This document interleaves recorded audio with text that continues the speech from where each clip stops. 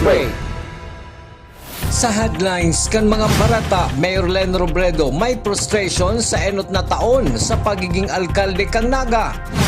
Mga makuha ni National ID sa opisina kang Philippine Statistic Authority, liwat na grosso. Pambabadil sa sarong lalaki sa Iriga City, iniimbestigaran pa. Dating Camarines Sur 2nd District Congressman Dato Arroyo, nakipaghilingan kilibmanan Mayor Edelson Marfil. Uyan mga bareta sa aldaw na ini. Ako po si Cristina Valenzuela.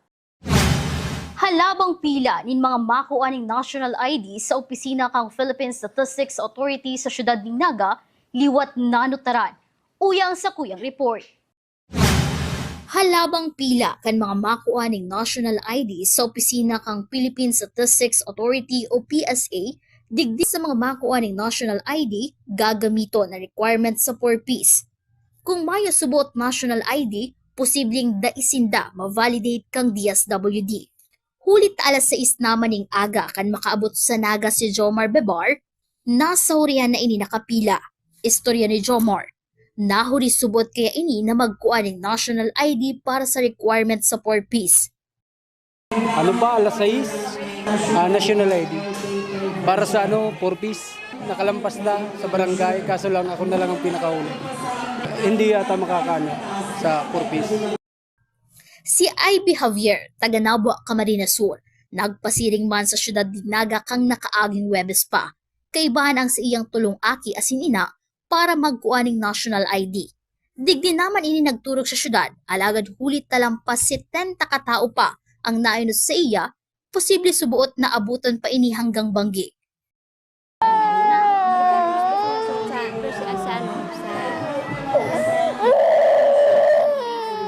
Ay, dati po, nakakuha po ako sa tinambak. Tapos po, yung mga ate, balik kami po nag-ano sa tinambak. Mga alas 3 po, nagbabiyahe po kami pasirang ito. Di ko pa po, iti-arating kung anong oras, baka maghapon pa po kami ito. Sa luwas man kang opisina kang PSA, nagturog sinda Elaine Sefe, kasubanggi. Ulit na dai iniinabot kang aldaw ni Webes para makakuha ng National ID para sa iyang aki. Sigun ki Elaine, igwaman ko ta sa banwaan kang pili Camarines Sur, alagad limitado sa naman ang pinag-aakomodar. Kaya nagpasiring na ini sa syudad ng Naga, alagad dai niya hunaon ang halabang pila. Pili pa po kami. Suod man pa po kami yung nigdi. Di gina po kami nagtururog.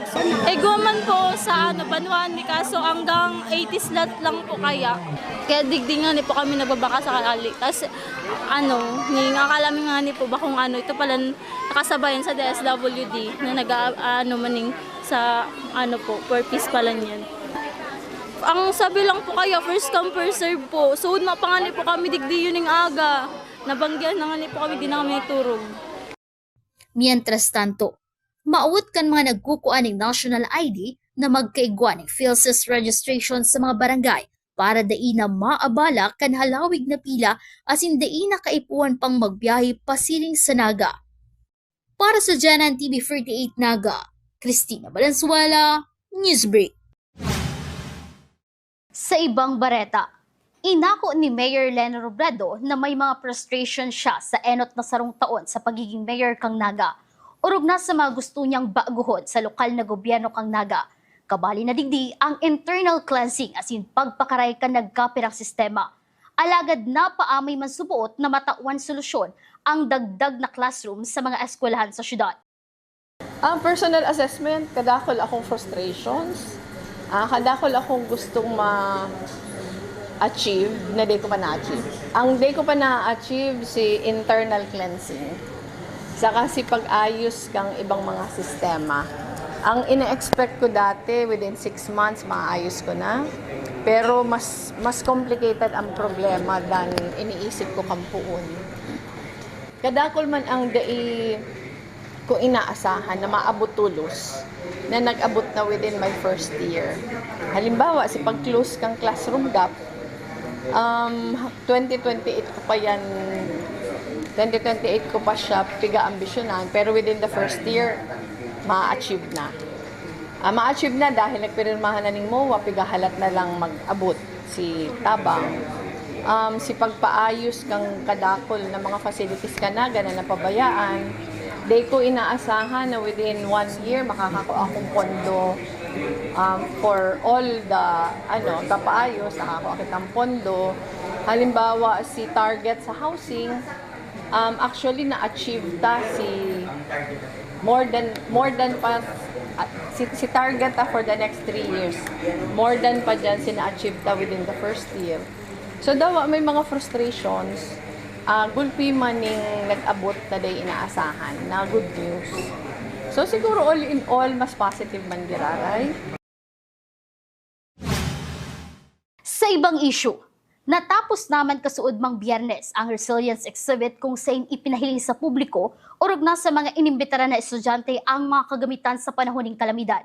Aktibong nagpartisipa sa nasabing aktibidad ang Bureau of Fire Protection sa siyudad ng Naga, Philippine Coast Guard, Naga City Disaster Risk Reduction and Management Office, as in JKP2 Safety and Security Products.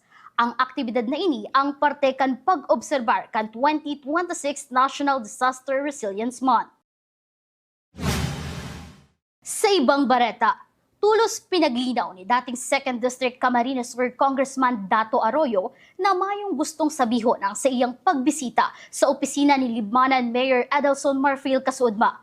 Sa iyang social media post ni dating Congressman Arroyo, gusto talaga niyang magbisita kay Mayor Marfil para personal na makongratulate. Proud na proud subuot ang dating kongresista na dati niyang scholar kaidto si Mayor Adelson Marfil. Sinabi pa kaini na nagpuli lang ang Libmanenyo, nag-asikaso nin mga bagay-bagay asin nagbisita sa mga amigo. Dakulang sindikato ang kinababalehan ka mga sospek na naglaog sa tindahan ng cellphone sa Daet, Camarines Norte. Saro sa mga sospek, nadakop na.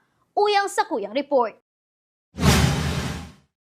Saro sa 4 na sospek na naghakbon na nagkakantidad na 3 million pesos na mga cellphone kang nakalis na Hunyo 26 sa sarong gadget store sa Daet, Camarines Norte ang naaresto na kang Daet Municipal Police Station.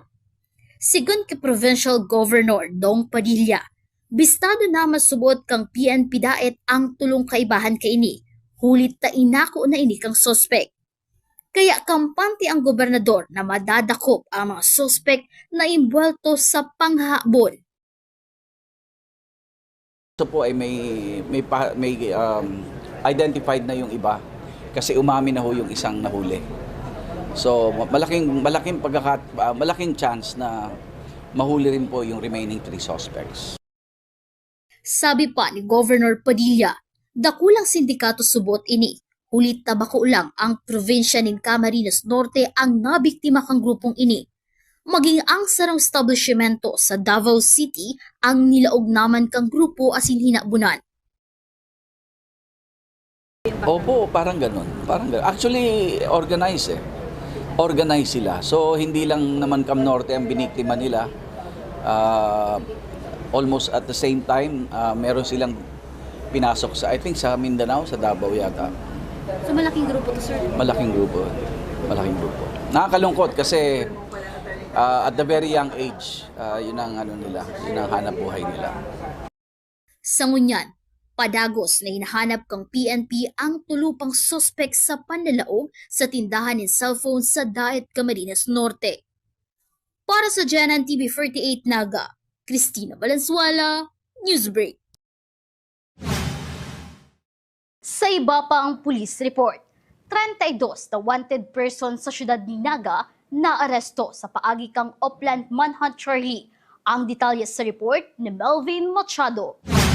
Sa nakalis na bulan in Hunyo, 32 na personang may inaatubang na kaso ang naaresto kang anom na police station kang Naga City Police Office sa paagi kan Upland Manhunt Charlie. Duwadigdi ang regional most wanted person na may kasong statutory rape as in acts of lasciviousness. Apat man na city level most wanted person na nasa angatan ng kasong robbery with violence, estapas in homicide. Matang 26 man na other most wanted person ang naaresto. Sigun ki Police Lieutenant Colonel Elmer Azuris, nakadepende sa gabat kang kaso na inaatubang ka mga akusado ang pagkategorya sa sainda kang PNP bilang Regional Most Wanted, City Level Most Wanted o Other Wanted Person.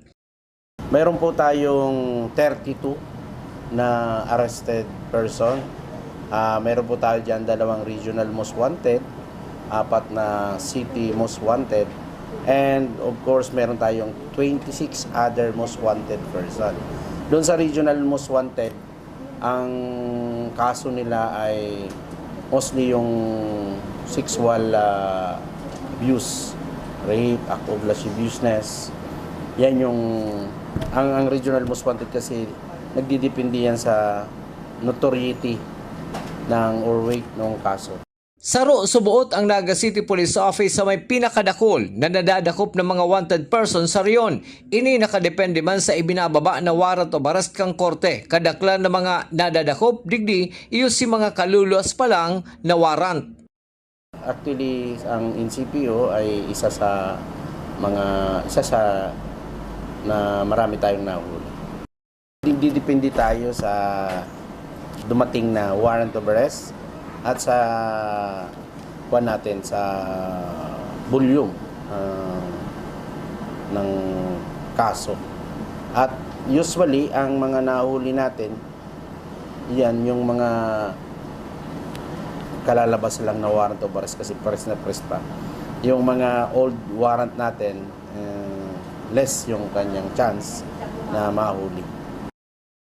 Para sa GNN TV 48 Naga, Melvin Machado, Newsbreak. Mientras tanto, hulit na may mga natatada pa sa listahan kang Naga City Police Office na mga wanted person o mga personang may inaatubang na kaso sa korte, padagos ining tinatrabaho niyang kang PNP Naga. Susog ki Police Lieutenant Colonel Elmer Azores, mas kinadakul ang naaresto, may mabagong nadadakop asin nakakasuhan kung kaya daitulos na uubos ang mga pinagahanap na wanted person. Huli kaini, padagos nakaalerto ang kapulisan sa paglaban sa anuman na klase ng kriminalidad sa syudad. Opo, meron pa tayong mga hinahanap ang mga most wanted person. Yan naman kasi ay kumbaga may nahuhuli, may dumarating din kasi continuous naman yung crime. May nangyayaring crime. So papailan ng kaso and then definitely magkakaroon niyang warrant of arrest. Sa iba pang police report, padagos pa ang ginigibong investigasyon kang Iriga City Police Station sa shooting incident na nangyari kasuod bang pagkaaga sa sarong tindahan sa may barangay Perpetual Help sa nasabing syudad. Kabali sa pinag-aaram kang mga otoridad ang motibo kanasabing pambabadil. Sa iba pang bareta, Governor Dong Padilla ipapadagos ang napundong patrabaho kang Hotel asin Convention Center sa Daet Camarines Norte. Ang detalye sa report ni Juan Carlos Aguirre.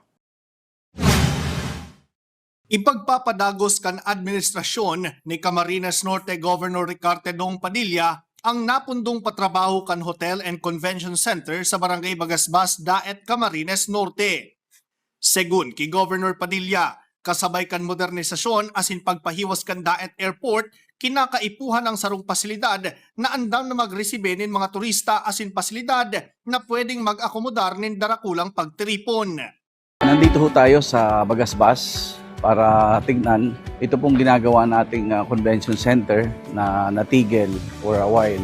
At katulad nga po na sinabi ko sa inyo, I think last week nang tayo po ay bumisita dito sa Bagasbas Beach, ako po ay inuulit ko na ito po ay ipagpapatuloy natin, tatapusin sapagkat ito po ay kailangan natin para suportahan po ang turismo dito sa ating pong probinsya. Kaya ang akin po ay sana maunawaan po ng lahat na dumaan tayo sa isang proseso na kung saan ay dumaan sa isang arbitrasyon ito pong pagsasagawa ng ating pong convention center.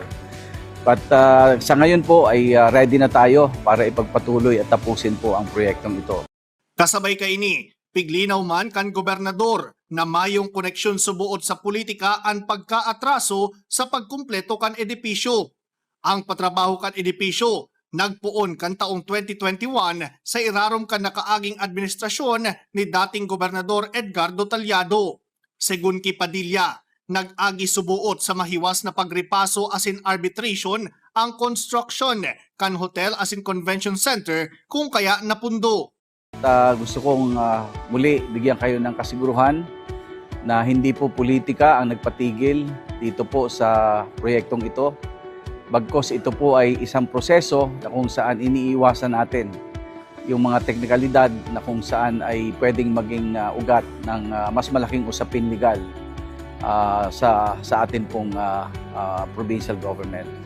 Nag-iingat lang po tayo dahil alam niyo naman, masyado pong mabusisi ang atin pong proseso, lalong-lalo na po sa auditing process ng atin pong pamahalaan. At again, inuulit ko po na ang atin pong convention center ay kailangan, lalong-lalo na tuloy-tuloy po ang pagsasagawa ng atin pong upgrading, modernization, and expansion ng atin pong Bagasbas Airport.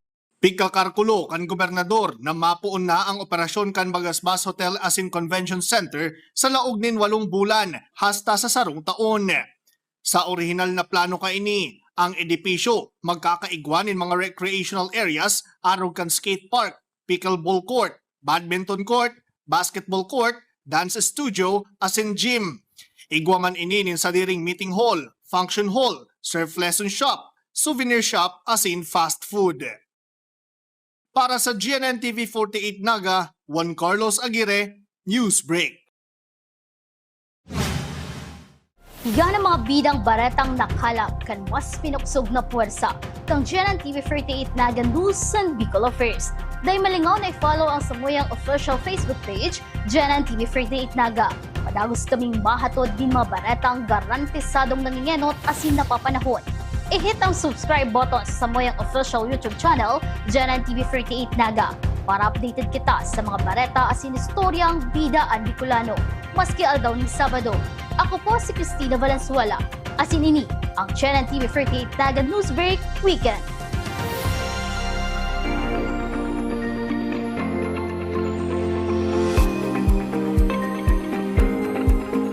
Bilang magulang, importante for me na ligtas sila at masaya sa school.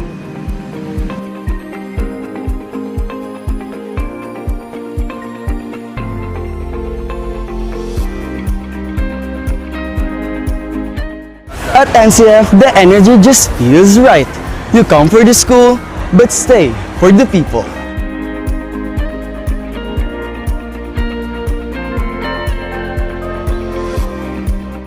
Dito, we learn independence, pero solid pa rin ang support system. Sa NCF, bawat sulok may saya, suporta at pagkakataong maging ikaw.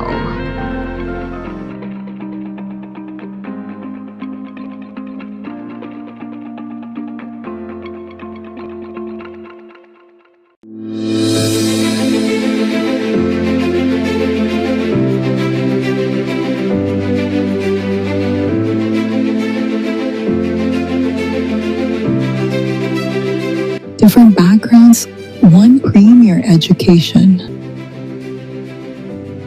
Here, there are no borders. This is our school. This is our home. Beyond borders, beyond barriers, from Bicolano dreams to international horizons, NCF is where everyone belongs. Sa NCF, tambayans are not just tambayans. They are a place to vibe with your people. It's where Tigers connect. And sometimes, it's also the best place para huminga.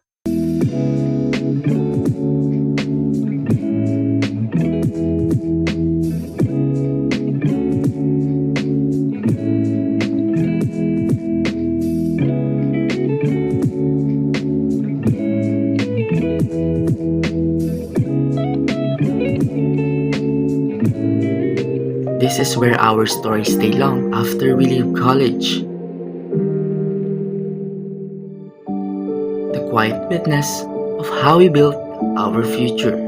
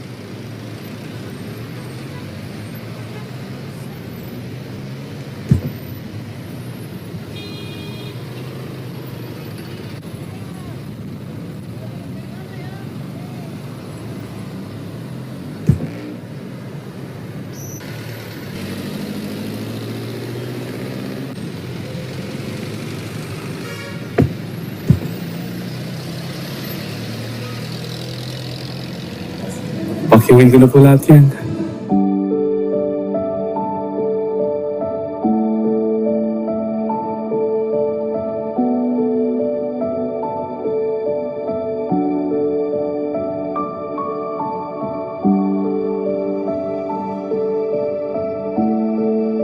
Humble beginning, global end.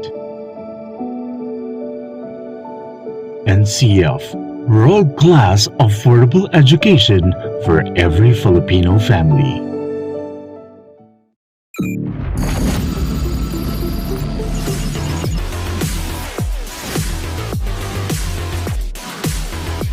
Invest in your dreams. We'll handle the innovation-powered excellence. This is how we lead the future.